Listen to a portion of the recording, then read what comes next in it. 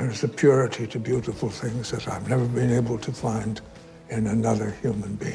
Salut tout le monde, c'est Xavier, bienvenue sur Watch Mojo Français. Aujourd'hui on se retrouve pour le top 10 des acteurs remplacés en plein milieu d'un tournage. There's no certainty, only opportunity. We accept the reality of the world with which we're presented. It's as simple as that. Pour cette liste, on s'intéresse aux fois où des membres du casting ont été remplacés au beau milieu de la production d'un film. Si l'artiste a été remplacé avant que les caméras ne tournent, comme ce fut le cas par exemple quand Melissa McCarthy a pris le job de Julianne Moore pour Les Faussaires de Manhattan, ce ne sera pas inclus. I told you I don't want the others. There's people waiting. You know, you don't have to be so disrespectful. Lequel de ces remplacements vous a le plus surpris? Dites-le moi en commentaire. Numéro 10, James Purefoy, remplacé par Hugo Weaving, V pour Vendetta. Verily, this vicious swaz of verbiage veers most verbose, so let me simply add that it's my very good honor to meet you and you may call me V.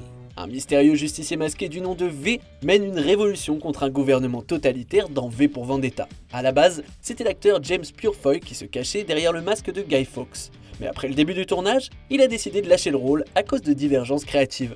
You have to forgive my endlessly misplaced optimism. Puisqu'il portait un masque devant les caméras, quelques-unes de ces scènes ont été conservées. L'équipe s'est contentée de rajouter la voix de son remplaçant, le grand Hugo Weaving, pour les scènes en question. Et puisque Hugo Weaving s'est complètement approprié le rôle avec une performance de haute volée, on ne peut pas dire que le changement a impacté le film. Beneath this mask there is more than flesh. Beneath this mask there is an idea, Mr. Creedy. And ideas are bulletproof. Numéro 9, Colin Firth, remplacé par Ben Whishaw, Paddington. Hello there. Mary. Oh. Hello. Avec son score de 97% sur Rotten Tomatoes, Paddington est l'un des films pour enfants les plus loués des années 2010. Son succès est en grande partie dû à l'excellente performance de doublage de Ben Whishaw dans la peau de l'ours en peluche éponyme. Figurez-vous qu'au début, c'est Colin Firth qui devait prêter sa voix à l'ours adoré. Malheureusement, pendant la production du film, l'acteur et le studio ont décidé d'un commun accord que sa voix ne correspondait pas tout à fait à ce qu'ils cherchaient. I can't remember not doing it. Whishaw a alors été casté pour enregistrer des répliques, ce qui a donné le portrait iconique de Paddington que le public a fini par adorer. I will never be like other people, but that's all right, because I am a bear. A bear called Paddington. Numéro 8, Kel O'Neill, remplacé par Paul Dano, There Will Be Blood. Your family name is Sunday, yes? That's right. How many is in your family? My father and mother and sisters and my brother Eli. How many sisters do you have? 2. What's your name?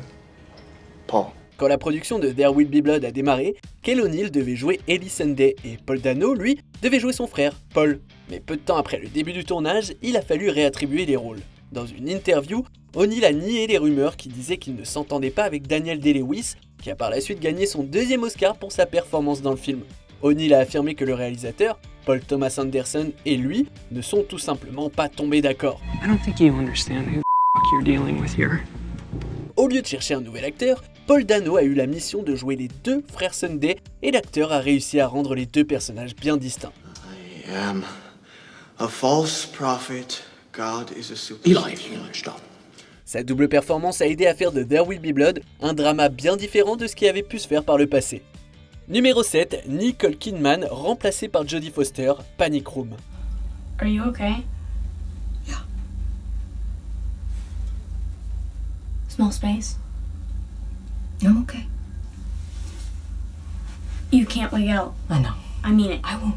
Panic Room, thriller intense, n'aurait sans doute jamais vu le jour sans un changement de dernière minute. Normalement, Nicole Kidman était chargée de repousser des intrus dans le rôle principal, Meg. Malheureusement, elle s'est blessée à la jambe sur le plateau de Moulin Rouge, une blessure qui s'est empirée et qui l'a forcée à arrêter. You've got to go on, Christian. Can't go on without you. Pendant ce temps-là, Jodie Foster était sur le point de réaliser un film avec Russell Crowe à l'affiche. Mais il a subi lui aussi une blessure rendant le tournage impossible. Jodie Foster a décidé de lâcher ce projet à l'époque et de jouer dans Panic Room à la place. Listen, we gotta stay calm, okay? If we stay calm, everything will be fine. All right, stay calm. You're making me nervous. I'm sorry. Sa performance aboutie et complexe dans le film donne l'impression qu'elle a toujours été faite pour le rôle. Numéro 6, Dennis Hopper, remplacé par Ed Harris, The Truman Show. Let's go to another call. What do we have? No. It's fine, Mike. I love to reminisce with former members of the cast. Dennis Hopper était un acteur qui n'avait aucun problème à assurer dans la peau de méchant au cours de sa carrière. Sauf que son style de jeu ne correspondait pas tout à fait au personnage énigmatique Christophe dans The Truman Show. You think I wouldn't have been prepared? 2 years I spent setting up that elevator job. 2 years I invested myself in it.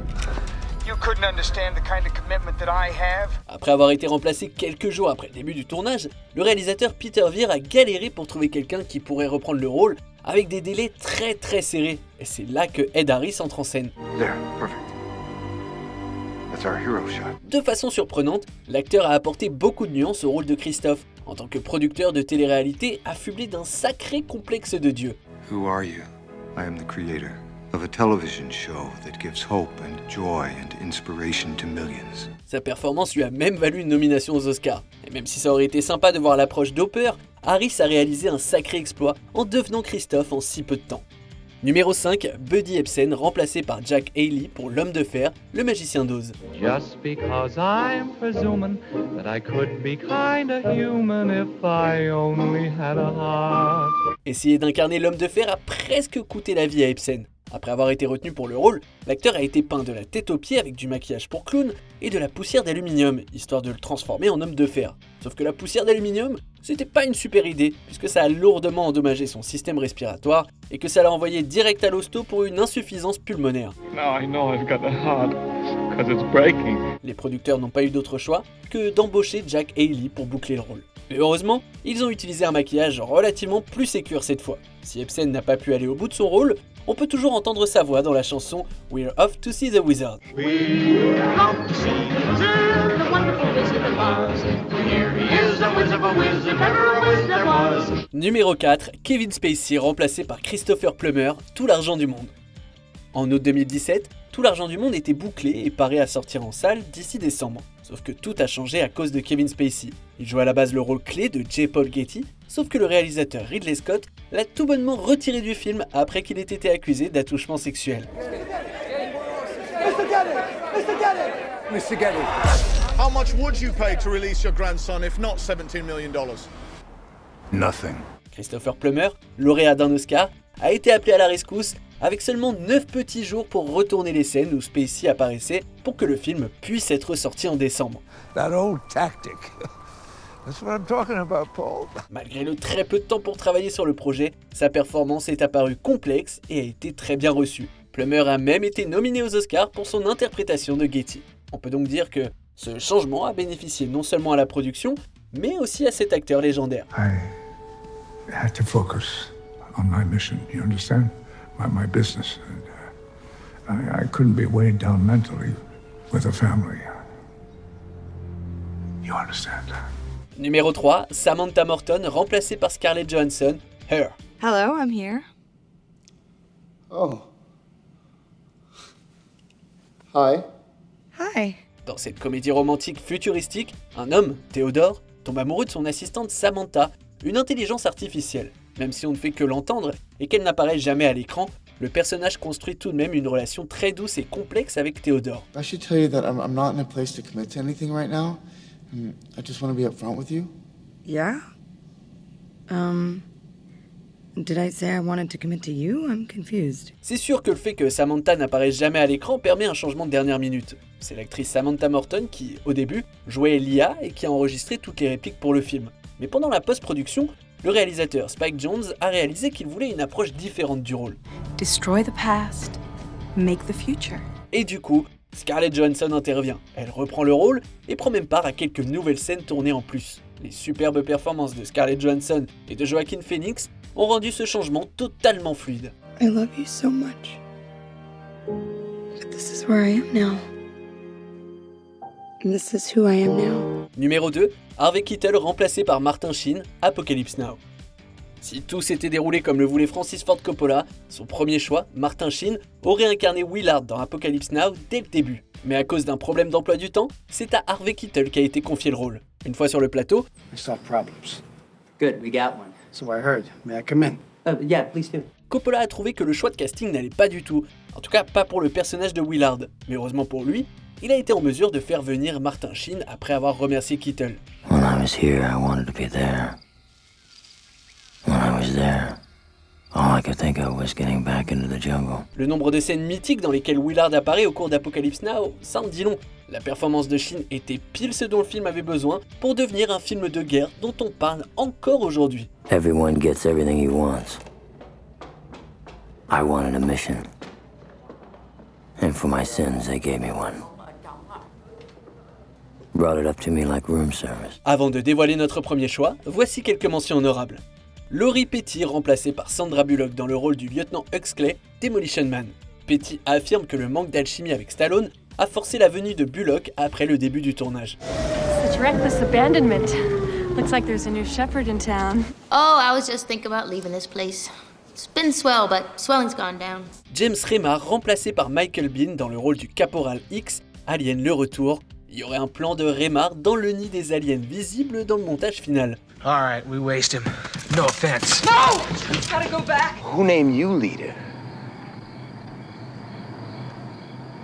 I got as much right to take over as you. Chloé Grace Moretz, remplacée par Miley Cyrus dans le rôle de Penny jeune, Volt, star malgré lui. Dans un retournement de situation étrange, c'est toujours Moretz qui double une Penny plus jeune dans le film. That one. That's a keeper. You wanna go play outside? Huh? You wanna go play outside? On arrive presque à la fin. Nous publions de nouvelles vidéos chaque jour, alors avant de continuer, abonnez-vous et activez la petite cloche et les notifications sur téléphone pour ne rien rater. Numéro 1, Eric Stoltz, remplacé par Michael J. Fox, Retour vers le futur. Have you ever been in a situation where you knew you had to act a certain way, but when you got there, you didn't know if you could go through with it? Les fans purs et durs de Retour vers le futur ne peuvent pas concevoir quelqu'un d'autre que Michael J. Fox dans le rôle de Marty McFly. Et pourtant, c'est vraiment pas passé loin d'être la réalité. Puisque Fox bossait sur la sitcom Sacrée Famille, Eric Stoltz a été embauché pour jouer Marty. Mais Robert Zemeckis n'était pas convaincu par l'approche sérieuse de Stoltz, qu'il a jugé pas à propos pour une comédie de SF. Il a continué à tourner plusieurs semaines avec Stoltz devant la caméra, avant d'annoncer que Fox allait rejoindre la production. Wow, this is heavy. Ce changement d'acteur majeur a coûté des millions de dollars et a obligé à retourner un sacré paquet de scènes. Mais beaucoup de fans sont d'accord pour dire que ça valait le coup, parce que quel kiff de voir Michael J. Fox mener une aventure de voyage temporel. It worked! I finally invented something that works! Your ass, it works. Vous êtes d'accord avec notre sélection ? Dites-le moi dans les commentaires et checkez cette autre super vidéo de Watch Mojo français.